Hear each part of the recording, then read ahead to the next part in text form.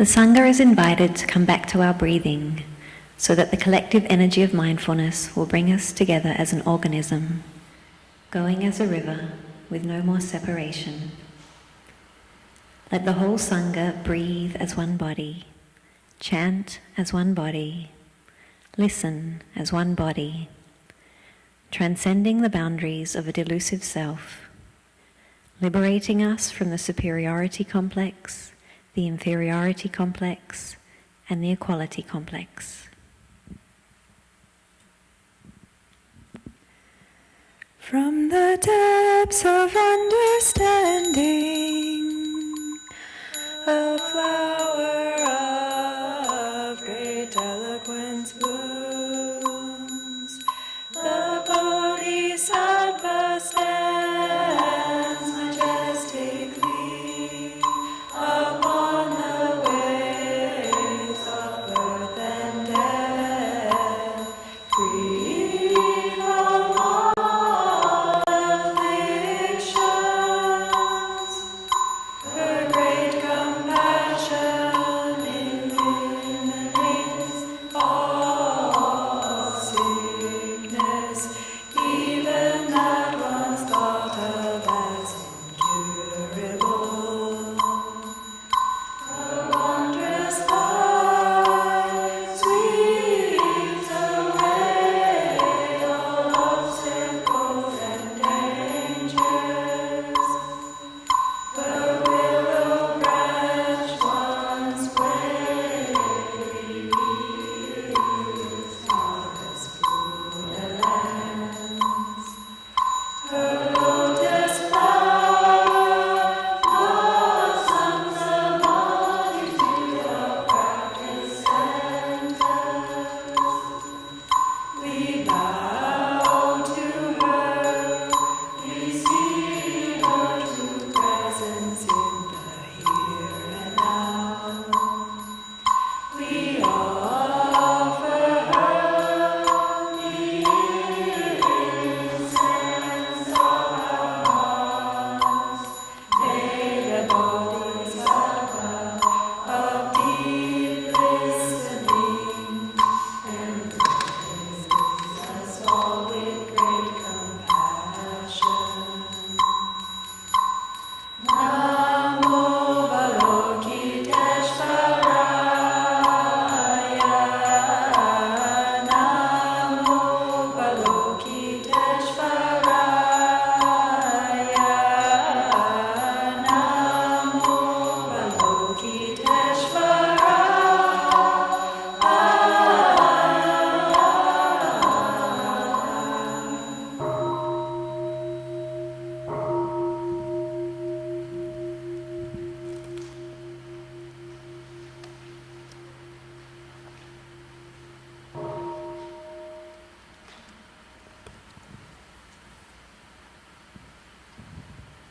Đâu cần dương liễu vương cam lộ, một giọt mười phương rơi cũng đầy, bao nhiêu trần lụy tiêu tan hết. Đã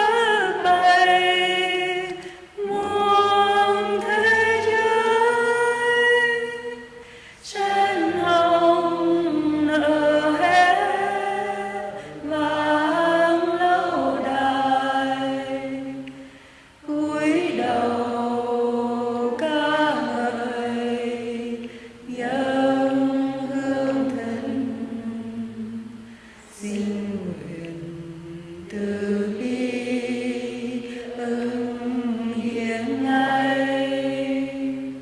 Nam mô Bồ Tát Quan Thế Âm. Nam mô Bồ Tát Quan Thế Âm. Nam mô Bồ Tát Quan Thế Âm. Nam mô Bồ Tát Quan Thế Âm. Nam mô Bồ Tát Quan Thế Âm. Nam mô Bồ Tát Quan Thế Âm. Nam mô Bồ Tát Quan Thế Âm.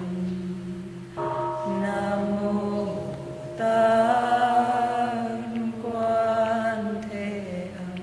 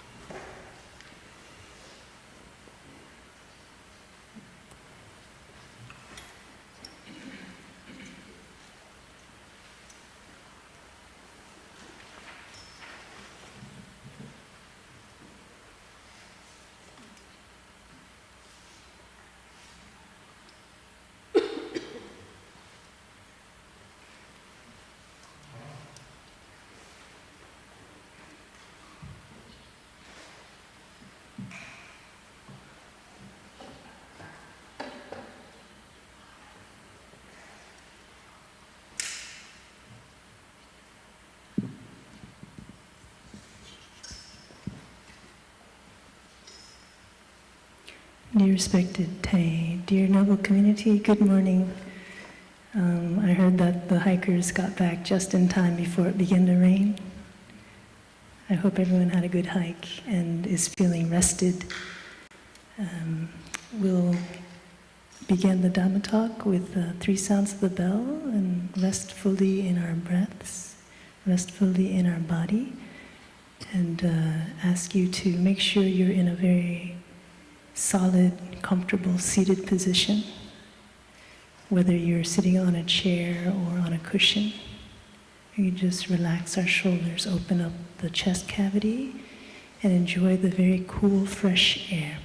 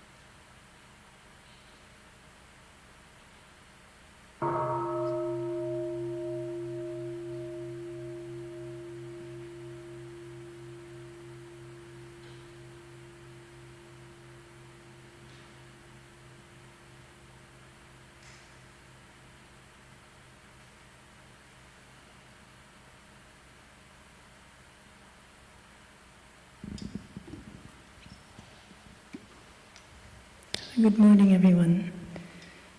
Today is June 16, 2017, and we're on the third day of our wake-up retreat here at Blue Cliff Monastery with the theme Transforming Habits, Loving Ourselves and Healing Society. So it's been only 2 days, really, but it feels very full, and we've already had so many experiences. So I'd like to recap to build on the momentum that we are gathering as we continue on this retreat. As you may remember, yesterday our brother Dharma Emptiness shared about habit energies, and I'd like to recap briefly. So our brother shared that habit energies are repeated behaviors, right? Repeated actions of our body, of our speech, or even of our mind, of our thoughts. And the important thing about habit energies is that they are largely subconscious. They usually lie underneath the surface of our consciousness. He also shared that they could be positive or negative or neutral. And so that's very important to keep in mind, that not all habits are bad or unwholesome, but we have neutral and positive tendencies as well that have been growing in us or that we have conscientiously nurtured in us. And depending on our capacity to handle our habits, we can go in either one direction or the other. Our brother called it selfishness, like going in the direction of our ego, our selfish ego, the needs and wants, the likings and dislikings of our self. Or we can transform our habit energies to support something more beautiful, more altruistic. So this is especially a theme for us every time we have a wake-up retreat, because what we're here for is healing and nourishment to support a healthy, compassionate, and happy society, right? So there's always in any action of thought, speech, or mind, thought, speech, or body, that we can move in the direction of altruism or move in the direction of our ego. And lastly, our brother, you remember the puppet that he brought up? Like a very concrete reminder that we are pushed and pulled often by our habit energies. So, who is the puppeteer? Who is the one holding the strings? Is it our habits, or is it our mindfulness?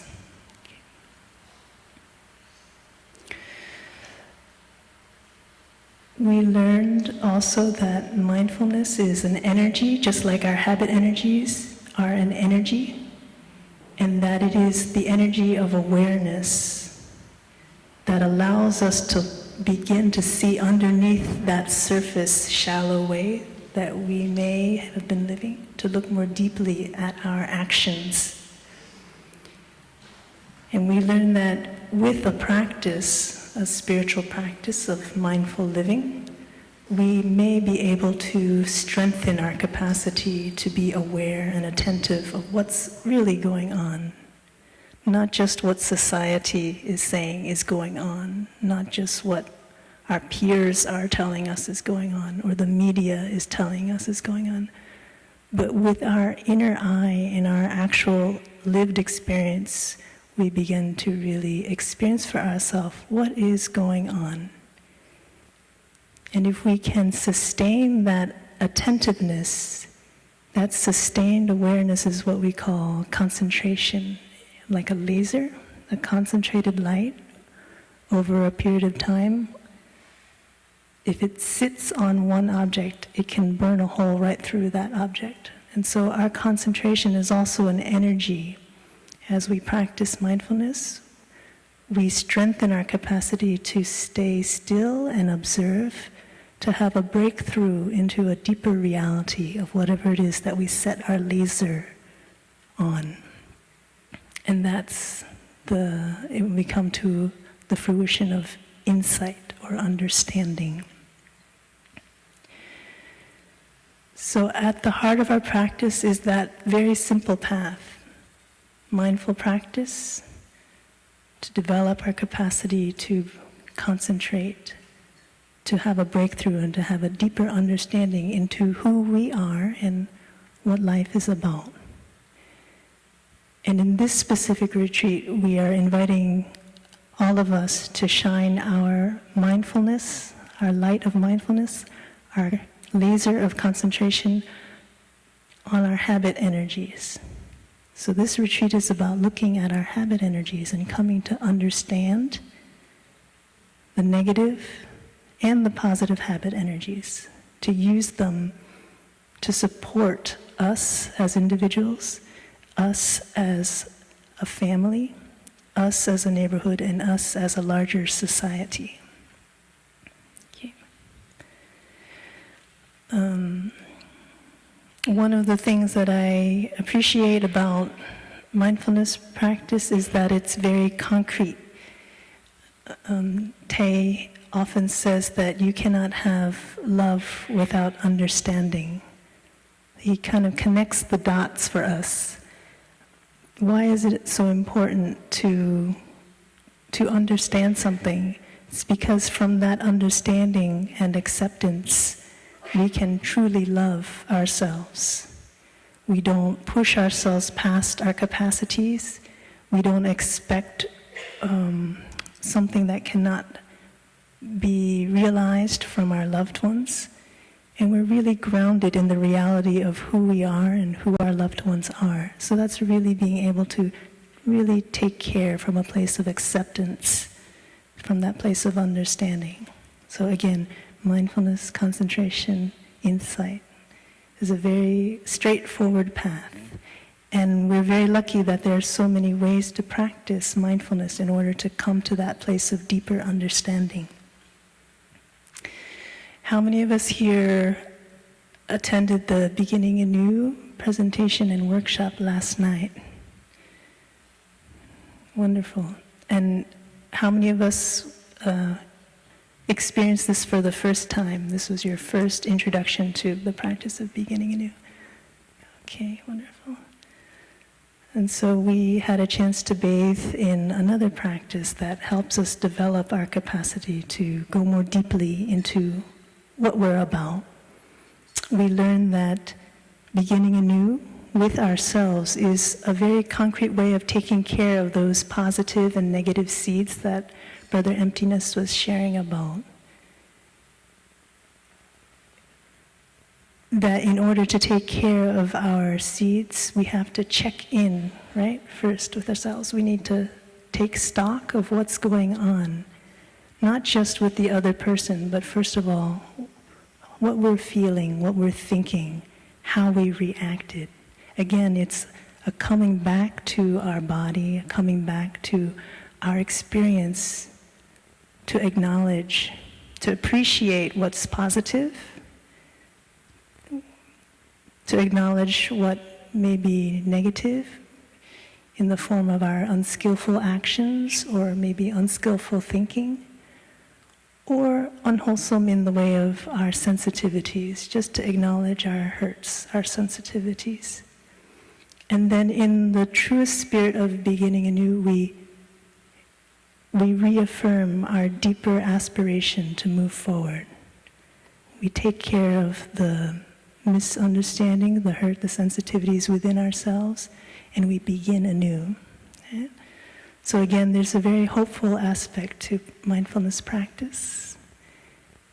We see what's positive, we acknowledge what's negative or unskillful, and we continue forward. Right? We move forward from that learning of what's there. And I remember in our sister's sharing, Sister True Spirit shared that we bring the insight of interbeing as a kind of motivation for us to move forward in our practice. That our joy is not our joy alone, but it affects those around us. And similarly, our suffering is not our suffering alone, but if we suffer, somehow it will affect those around us. So we take care of ourselves, not just for our benefit. It's not a selfish thing to take care of ourselves, but we take care of ourselves in order to also take care of our circle, our immediate circle, our larger circle around us. Recently, a small group of us, about 5 of us, went on a teaching tour in Mexico, and this self-care and caring for each other, the importance of that was very clear. When we're in a larger sangha, the boat is larger, so the difficulties or challenges that each individual faces can be carried much more easily. But when you're in a smaller container, think of your family, for example, or think of a relationship where it's just you and the other person. The other person's wellness or illness, their ups and downs, rocks your boat. So we also saw that in a sangha, small sangha of 5, that we really had to take care of our own mental formations, to practice, to give ourselves space to look at what's going on and then to refresh, to begin anew, so that we can come back and support our small circle. And that is a practice of interbeing. That's an insight that we try to keep alive. And also at the same time, when we see our brother or sister having difficulty, our friend having difficulty in the spirit of beginning anew, we inquire and we give space, we support. There were times when some of us were not well physically, and we tried to support each other in different ways. There were times when we were not well emotionally. We gave each other space, one another space. And this is also a practice of self-love and love for those around us.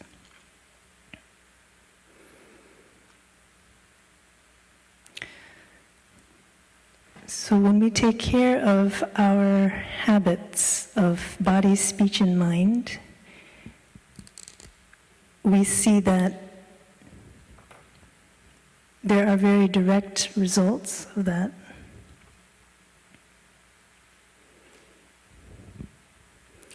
So the link between our habit energies and mindfulness practice is the important thing.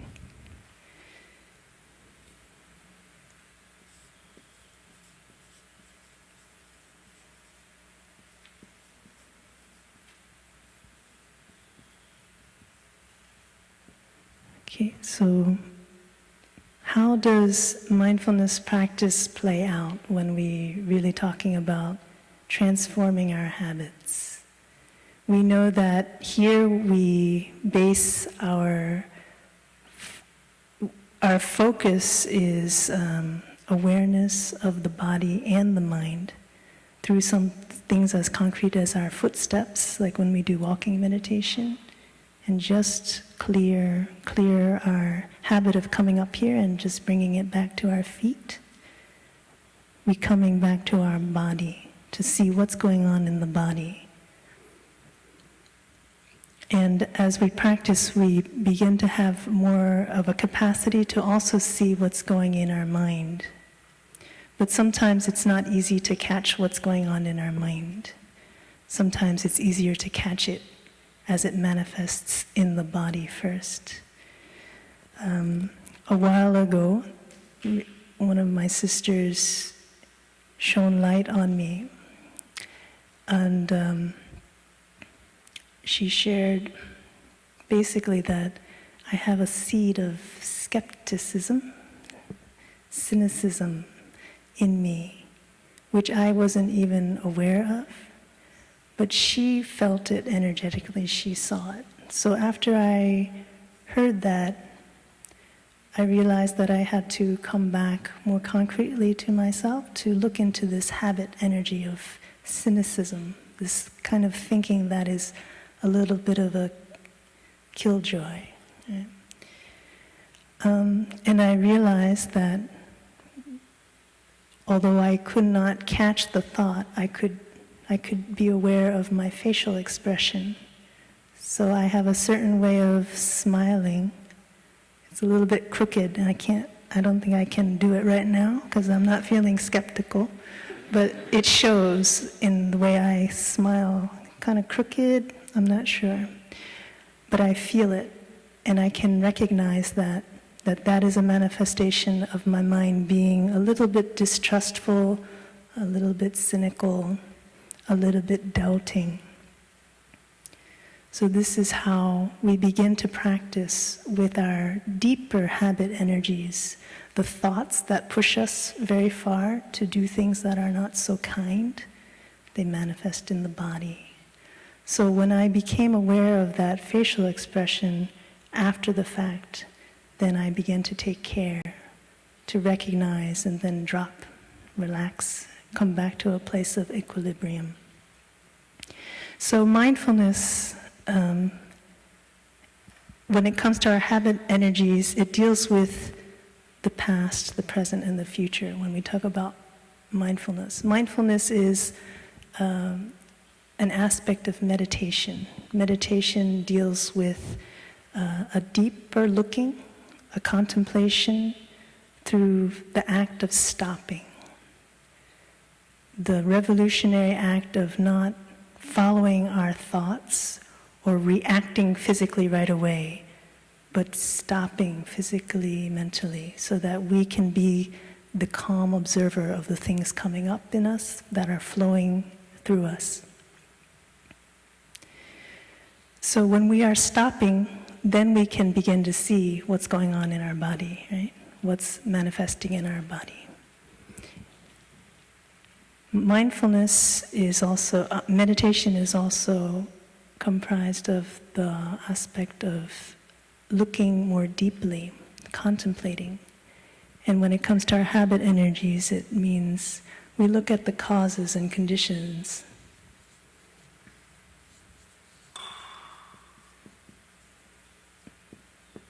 That gave rise to those habit energies, right? They don't just come out of nowhere.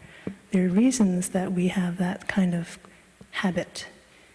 And in order to start to untangle our puppet, we begin to look at those causes and conditions. And these causes and conditions go from the way, way back past to just the past to even the present.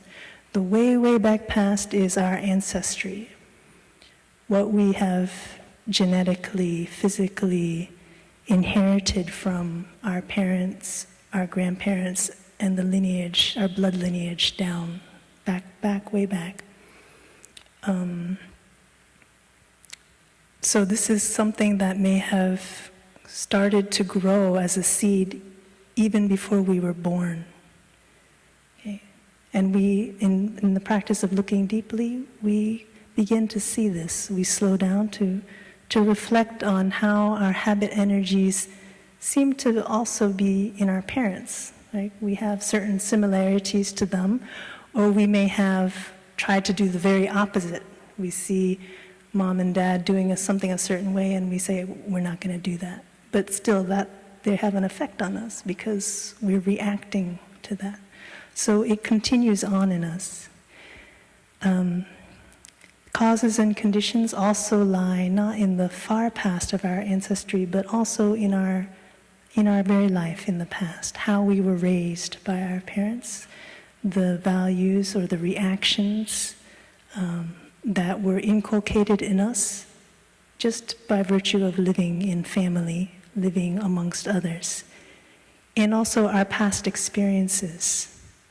If we are lucky, we may have not have touched strong experiences that have left a mark on us. But many of us also have the experience of having a strong event happen in our life, like a trauma, that we've had to take care of, to not take care of, but to get by, right? So when we start to look at it with the eyes of mindfulness, means we start to look at it with a kind of care and compassion, rather than to just push it aside. We start to stop to embrace and really begin to take care of it.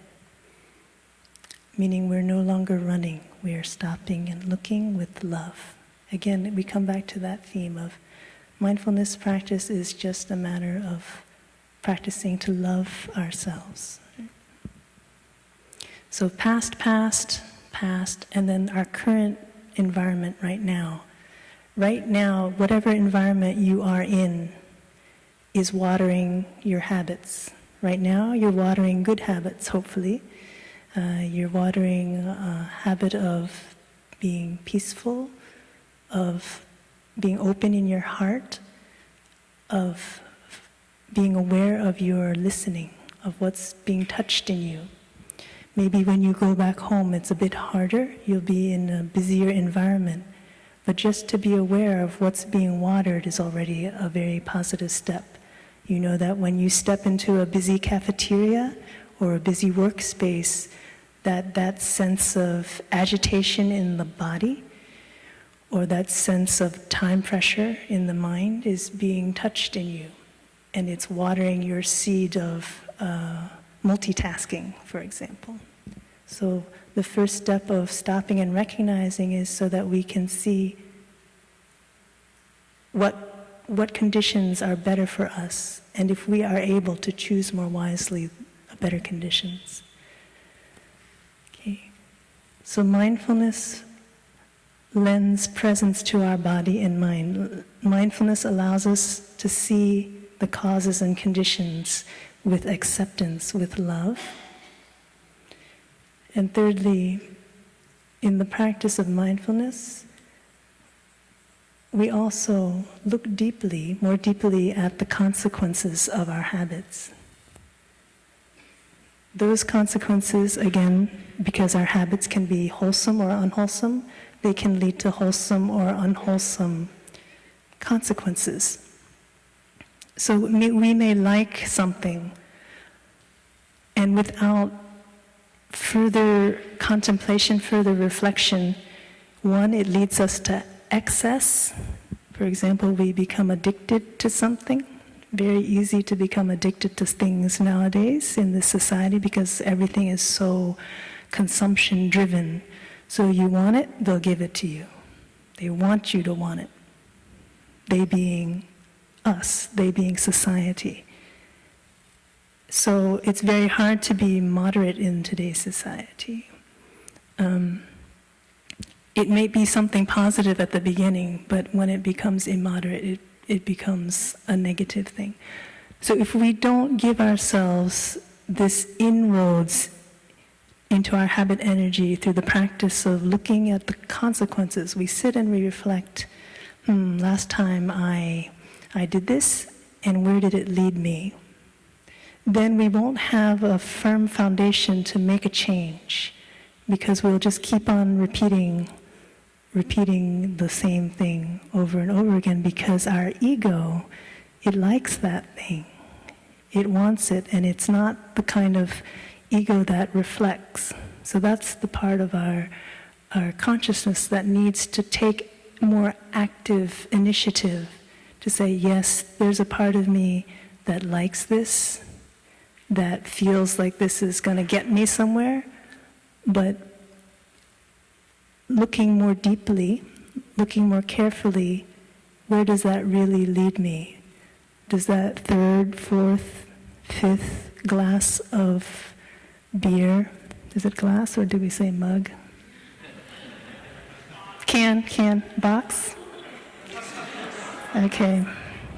Yeah, moderation. That third thing of beer really make me my better self? What are the consequences of that in my body?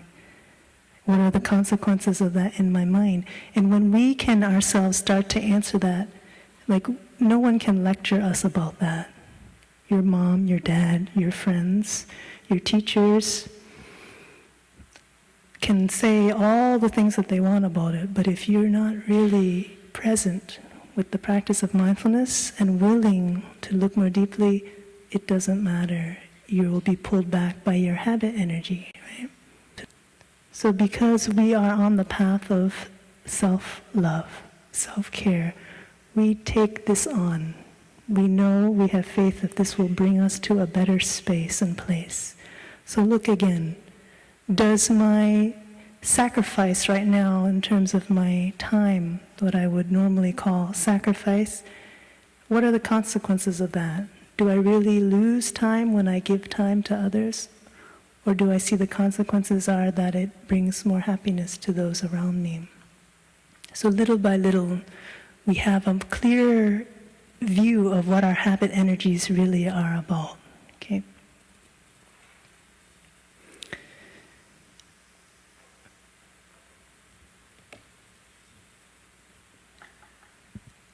So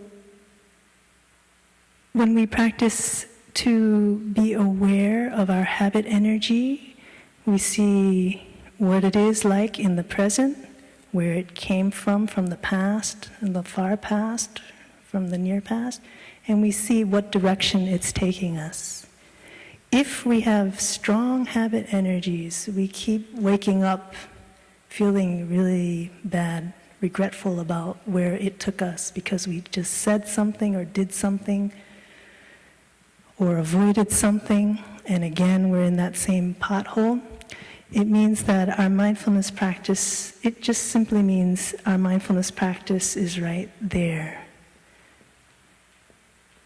It's in post-production, it's right there. But when we train to stop and become aware of the present, over time it allows us more skill in catching the habit energy in the present moment. In the present moment, when it's there. So in my example, for example, I may say something cynically. My sister may say something and I may have a reaction, and it may hurt her feelings because she feels I don't trust what she's saying, I don't trust her judgment. And after I see her reaction, oh, there's my mindfulness, whoops, I think I did something wrong, or I did something that was not so kind. And then I reflect back about the causes and conditions, the consequences, and then I realize, oh, that seed of cynicism became a huge flower. There it was. But over time, if I'm diligent with my practice of watering the positive seeds in me and not watering that negative seed in me, I'll have a stronger awareness so that I can start to catch that thought or catch that feeling in my body as that sense of distrust or cynicism comes up. And instead of doing damage control afterwards, I'll be able to stop a little bit more in a timely way and stop before I say something. Maybe I'll have that thought. Maybe in my head I'm thinking, I don't think so, but at least it doesn't manifest more grossly, more crassly through my words or through my facial expression. Maybe just a little bit of a body shiver. Okay. And then as we continue to practice, we can connect that feeling in the body with, we know that is the manifestation of cynicism, and we bring it back closer and closer to the arising of it. So the image is like an iceberg, right? This is the height of the reaction, and then there's the damage, and we catch it here. Then we catch it here, and then gradually we start to catch it here. So before it becomes a tsunami, we catch it when there are little vibes in our body, in our thoughts. And this is why it's important to have a diligent practice of mindfulness, because these are subtle energies. And without training to become more finely tuned to our energies that we give out, we cannot catch them. We cannot catch them in order to train with them. Some of us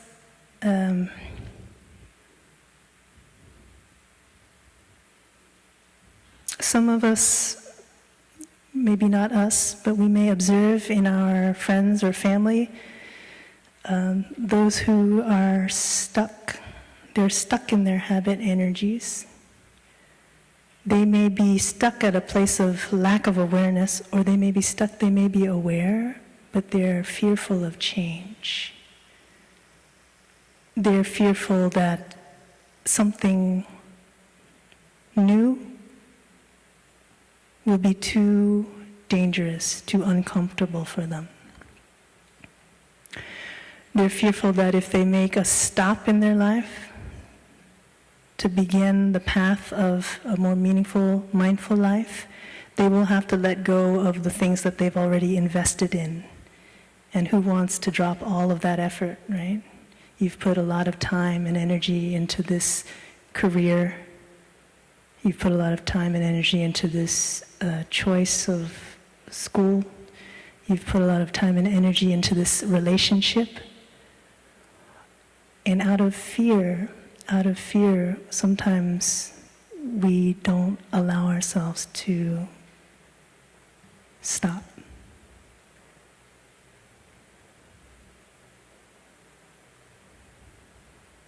We just stopped right now. I heard the rain. So maybe when we stop, we will feel pain. We will hear our tears. We will see that this relationship isn't actually what we need, what we want, what is good for both of us. We might see that, no, this line of work is actually not in line with my deeper aspiration. We will see that this particular field of study is not actually what gives me happiness. But that's a scary conclusion to come to, right? Because then it means we have to make some decisions. So mindfulness practice doesn't give you the end goal. It doesn't say, you have to become a biology major, right? Or no, you can only go out with and have a relationship with this kind of person. Because it's an unfolding of our understanding of who we are. Only we can, step by step, answer these questions for ourselves. But it does require that we have some courage to step forward. So our habit energies of being comfortable with what we like, shying away from the things that we fear, can get in the way of our right livelihood. Right livelihood means a livelihood that is in keeping with our deeper aspirations. Chances are many of us don't know right now what is our deepest aspiration, but at least we know that we are discovering that, actively discovering that. If we have a path of practice, we are on that path, and that's already enough. In fact, if you feel that you should know who and what and where you're going, who you are, what you are, and where you're going now, then that's a lot of pressure on you. I don't know if that's pressure you're putting on yourself or if that's pressure that you're feeling from others, but that's something to step back from, to stop and step back from. Out of fear of not knowing, sometimes we rush ahead. We make a commitment that we're not ready to make a commitment for, whether it's a relationship or a direction in our life. And mindfulness helps us to acknowledge and recognize that, and to acknowledge and accept when we don't have the answers yet. So one of the positive benefits of bringing mindfulness into the present, the past, and the future is that it helps us then act in a more timely and beneficial way. If it's not time yet for us to step forward to make a commitment or make a decision, we know, and we don't pressure ourselves to do that. And at the same time, on the other side, if it is time for us to make that decisive decision, that decisive change in course or that break, because we see clearly, then we have the confidence to do that because we've done the practice of looking and seeing and understanding ourselves more clearly. We're not being pushed by the habits of fear or the expectations of other people anymore. We're listening to our heart and acting in accordance with our deeper and deeper understanding of who and what we're about.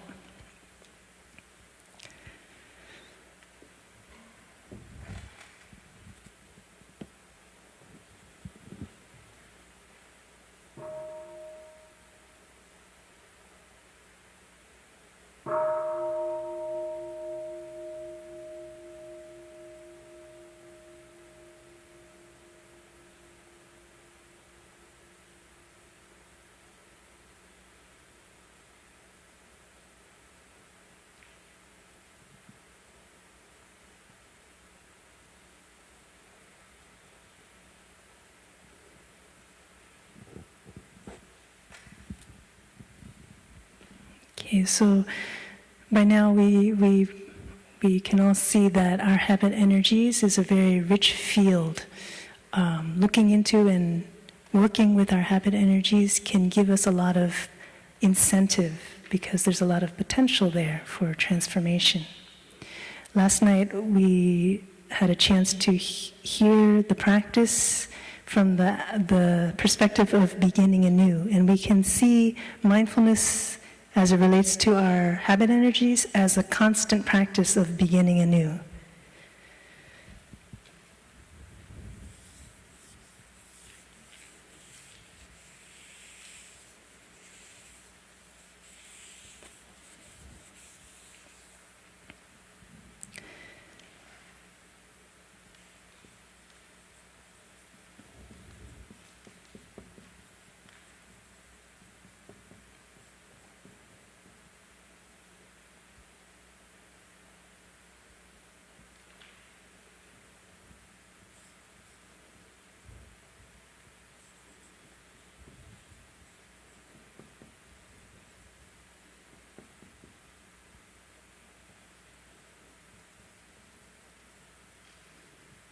Okay, so our teacher has given us a wonderful calligraphy, and every time I come back to it, I see there are different aspects of it that come out, and that calligraphy is no mud, no lotus. In this case, we are not talking about our positive habits, but we're talking about our negative habits. No mud, no lotus means without our negative habit energies, we will not be able to come to a deeper understanding and have a deeper compassion for our suffering and for the suffering of others. Without our suffering coming from our negative habit energies, we won't have an incentive to find a way out. And that way out, that liberation, that freedom, that peace that comes from doing the work of mindfulness practice is the lotus. So this time around, when I touch that calligraphy, it means to me really do the work of embracing our habits.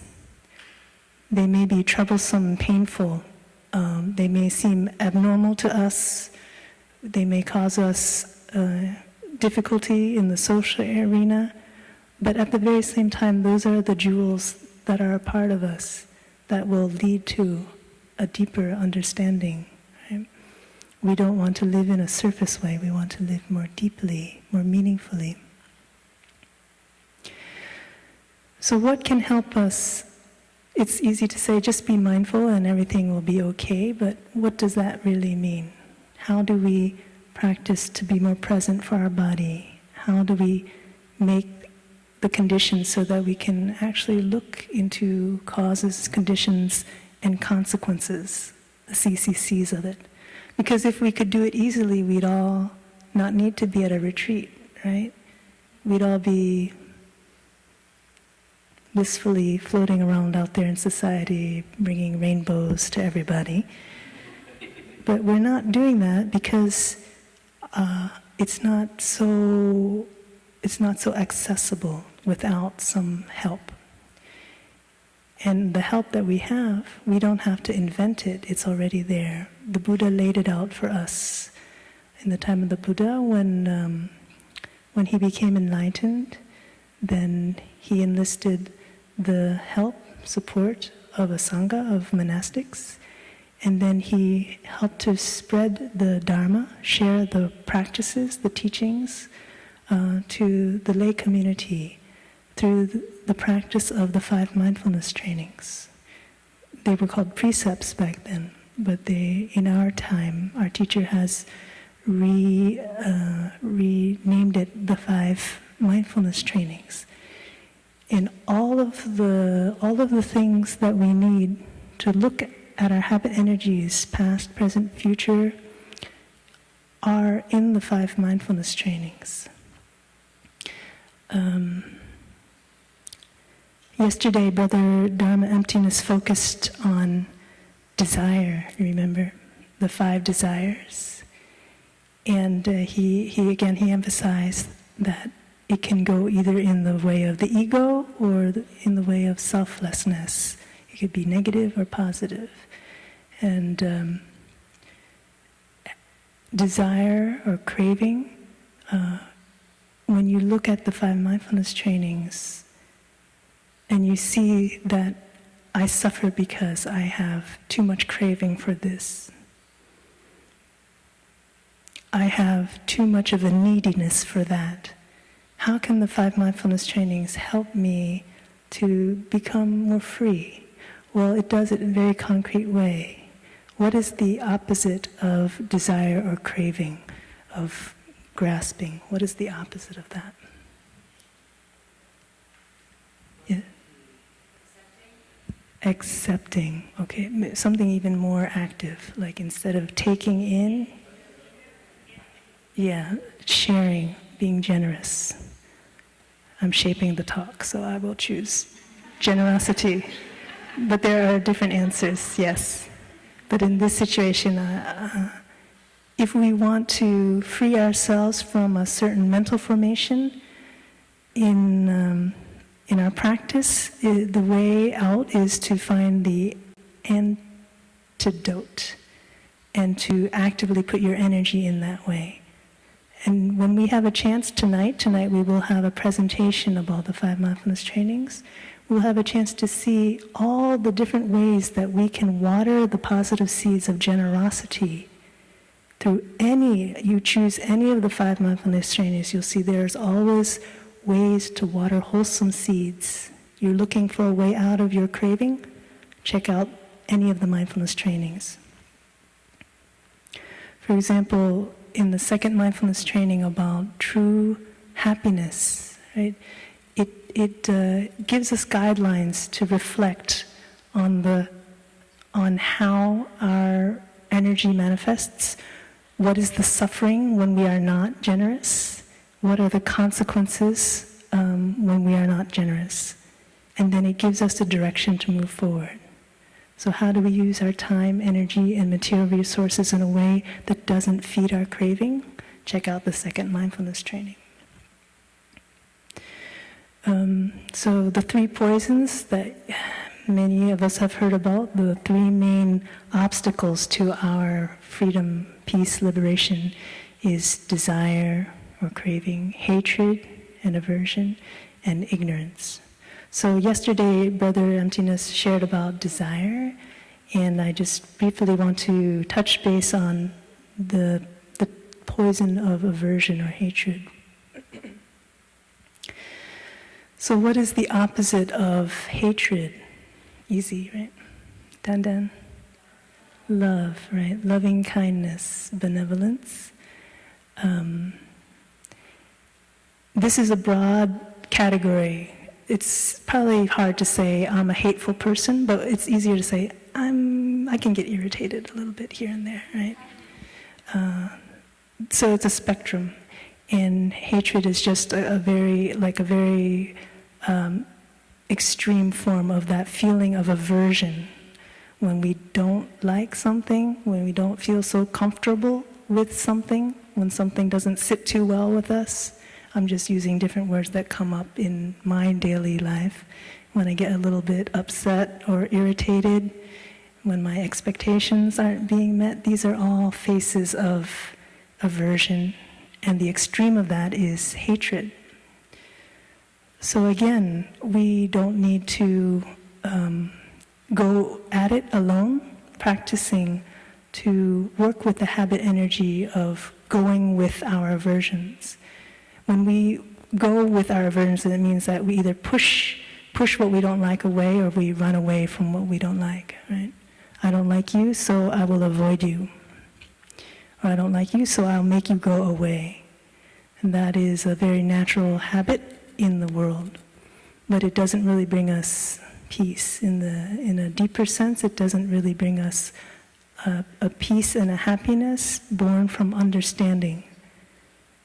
Because again, coming back to that deepest insight, what our teacher calls the cream of the practice, the insight of interbeing, when we push away or we run away from that thing that we call other, we are running away from a part of ourselves. That's the deeper sense of interbeing.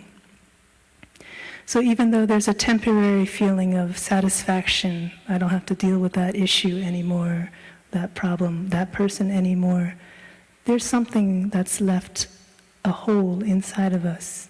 And that person, that thing, that situation only stands in for something that's left yet unresolved in ourselves. So we will meet up again with that person, that prototype of a person, that prototype of a situation in another area of our life. So there's really no way to escape ourselves. So we come back to that insight of interbeing to develop our capacity to move in the opposite direction. So what do the mindfulness trainings teach us? We're focusing on ourselves first and looking at how transformation inside can then affect transformation in a larger circle.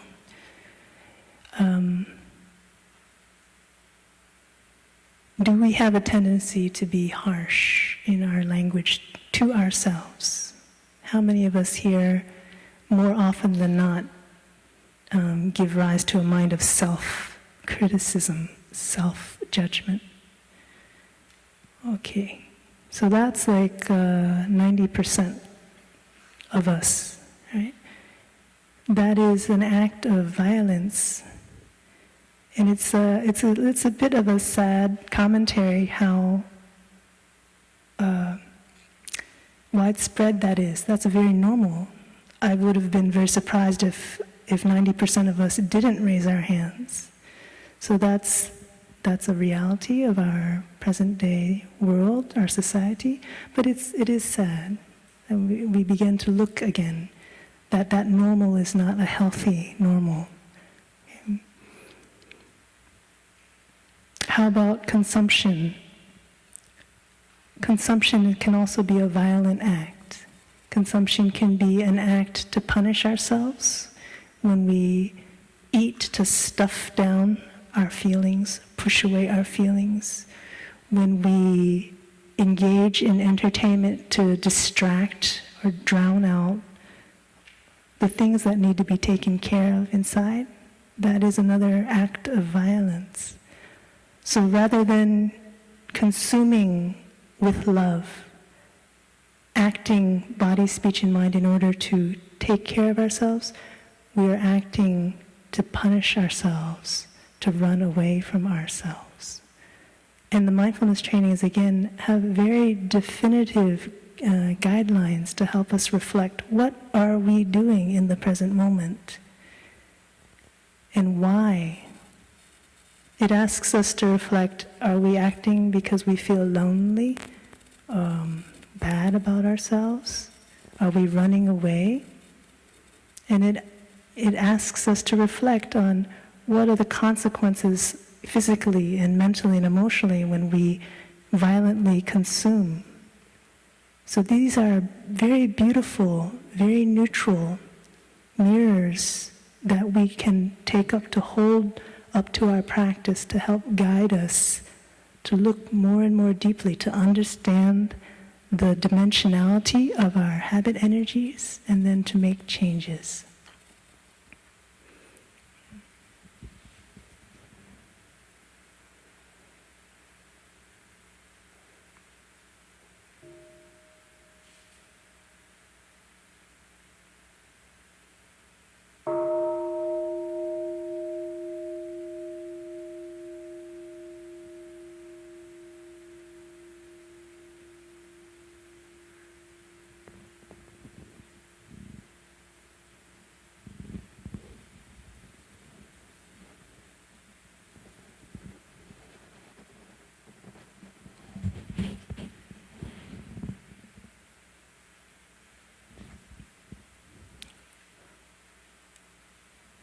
And not only do the mindfulness trainings help us to reflect, to see, but then it gives us suggestions. Shall we refrain from doing that harmful thing? Shall we step forward and try to strengthen a positive thing? So just like our habit energies, the 5 mindfulness trainings are such a deep well for us to dip into. It's a very faithful friend to our practice, and we really hope that when we have a chance to discuss and to share about the 5 mindfulness trainings, all of us will have a chance to connect with it in a very personal way. What's your habit energy and where do you see it in these 5 MTs? What mud do you see and what lotuses do you see of your habit energies in the 5 mindfulness trainings?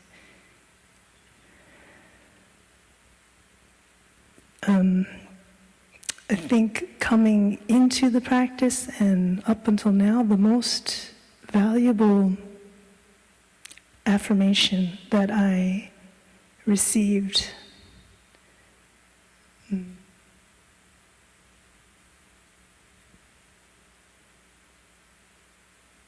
is that life is precious. We are precious people. We are precious as people. We have value, each one of us. And we have the capacity to make our life meaningful. And that affirmation I received from my practice, not from someone telling me that. But I just like to share that because in our different retreats, in our Dharma sharings, over and over again, this is a deep suffering that many of us have, that we don't feel meaning in our life, that we don't feel that we're worth the effort, and that somewhere along the way we've just given over to the habit of self-neglect. So this is a path that opens up a way for us to rediscover how precious we are, how meaningful life can be, and what value we offer to the world just by being who we are. That's why it's such a rich path, because from that space of self-acceptance, then we can go forth and offer that support for others to touch the same thing in themselves. So we don't have to do much, right? We just need to practice mindfulness. To find conditions to support us, to take the initiative when we see we're ripe for the initiative, and to be patient and forbearing when we see it's not yet ripe.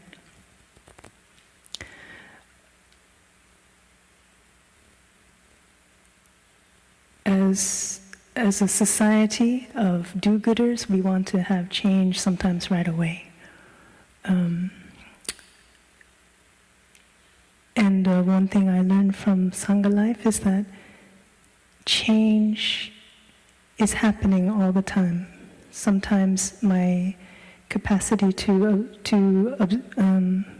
notice it is weak, so I don't see it, so it waters my seed of impatience. But if each one of us, as a member of this community, this wake-up community, is practicing, you can be sure that we are contributing to that change. And we don't have to shoulder a heavy burden. Each one of us just take care of what's going on right here, right inside, is already a very big step forward to supporting our transformation and supporting other people to do the same thing. That's why it's called a movement, because we inspire one another. In one of our chants, it's the refuge chant. There's a line that says, "I vow to offer joy to one person in the morning and to help relieve the suffering of one person in the afternoon." And it's nothing big. And that one person that you vow to bring relief to or to bring a little joy to can be yourself. And that's already quite a lot. Because you are on a path of practice. You are conscientiously looking into and transforming those things that block us from joy, that keep us in suffering. So we don't have to be heroes to be a hero. We don't have to take on a big chunk, a lion's share of anything. We just have to open ourselves to the present moment to see our part in this very beautiful community of practitioners. And one act is already quite a lot. On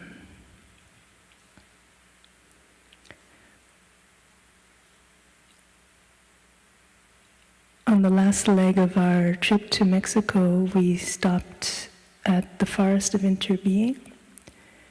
How many of us have heard of the Forest of Interbeing? Okay. So this is a initiative taken up by your fellow wake-uppers. Joanna, are you here? Where are you, Joanna? Okay, Joanna was one of the founders of the Forest of Interbeing, along with Brian, Aurelia, and Christoph. I guess you could call it an ecological movement of helping to protect and restore the rainforest down in Mexico. Just 4 people, but with a practice and with a common direction. In our community, 4 people is already a Sangha. And so with that support of their personal practice, to be in touch with a deeper aspiration and to grow that outward, they initiated this project, and it became, from those 4 people, it became a forest of interbeing. It's a very beautiful, beautiful story. And for me, every time I just hear the word forest of interbeing, it inspires me. So from just one seed grows many, right? From your practice with just one habit energy, that thing that's keeping you stuck, really diligently, conscientiously practicing with it, can grow a seed of inspiration and hope for yourself, for others. So down in the Forest Interbeing, they raise funds, and they actually do the work of planting trees so that they can help the rainforest repopulate more easily, more quickly. If they allow it just to be on its own, then the saplings cannot easily grow into the larger trees.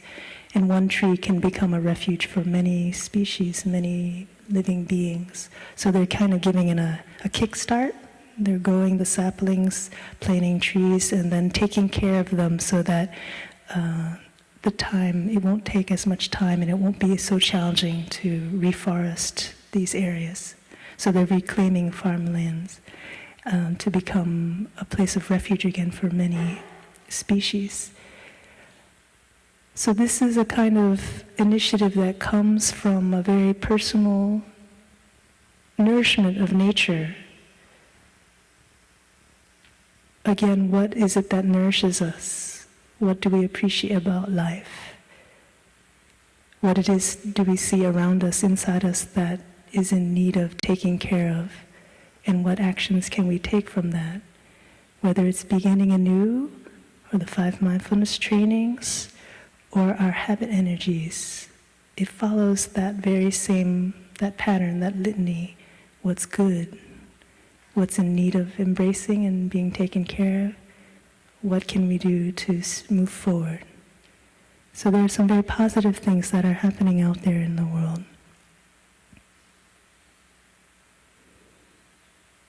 Lastly, I just wanted to, again, affirm the power of kindness. I remember in school, we would often talk about